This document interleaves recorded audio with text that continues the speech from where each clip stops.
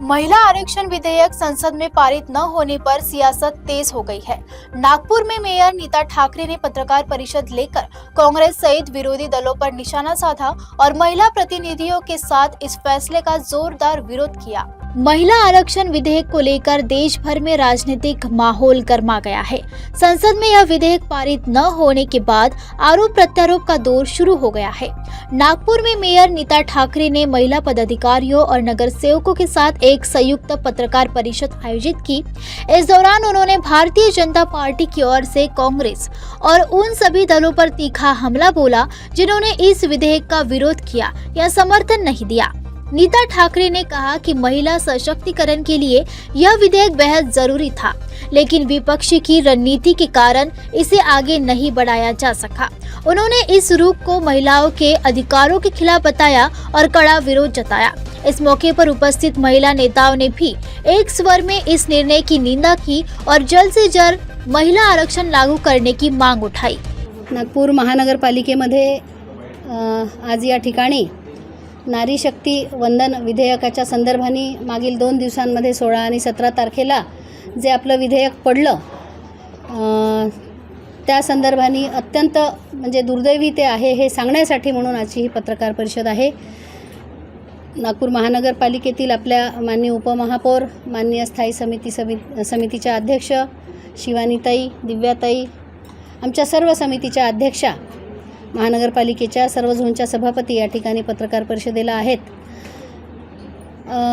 एकच अत्यंत दुर्दैवाने अतिशय महत्त्वाचं आपल्याला सांगावंसं वाटतं, जे आपल्याला माहिती देखील आहे की गेल्या 16 आणि 17 तारखेला नारी शक्ती वंदन या संदर्भाने विधेयकाच्या संदर्भाने चर्चा झाली आणि ही चर्चा होत असताना त्या ठिकाणी हे विधेयक मंजूर व्हावं म्हणून जे गेलं होतं ते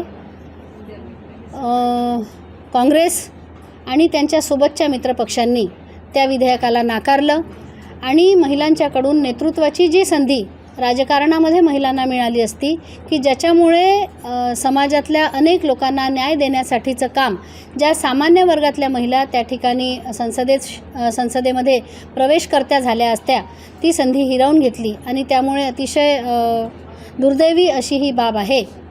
एकीकडे महिलांच्या सन्मानाच्या, महिलांच्या विकासाच्या, महिलांना नेतृत्व देण्याच्या अशा सगळ्या गोष्टी करणं आणि ज्यावेळी प्रत्यक्षामध्ये त्यांना ती संधी द्यायची वेळ येते त्यावेळी ती संधी हिरावून घेणं अशा प्रकारची ही घटना आहे। त्याची निंदा करण्यासाठी म्हणूनची ही पत्रकार परिषद आहे।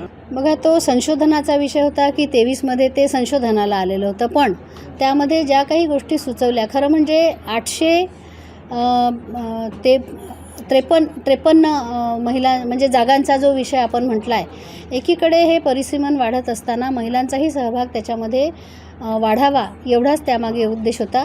आता त्यांनी म्हटलं आहे की काय सुधारित करून हवं आहे त्या हिशोबाने परत निश्चितपणे विचार करता येईल, पण आज घडीला ते पडलं हे दुर्दैव तितकंच खरं आहे।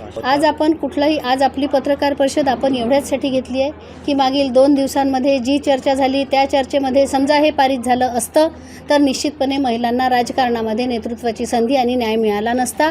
आता घडीला तो आपण त्यांच्याकडून हिरावून घेतला आहे आणि ही वाईट गोष्ट आहे। महिला आरक्षण विधेयक को लेकर बढ़ता राजनीतिक विवाद आने वाले समय में और तेज हो सकता है।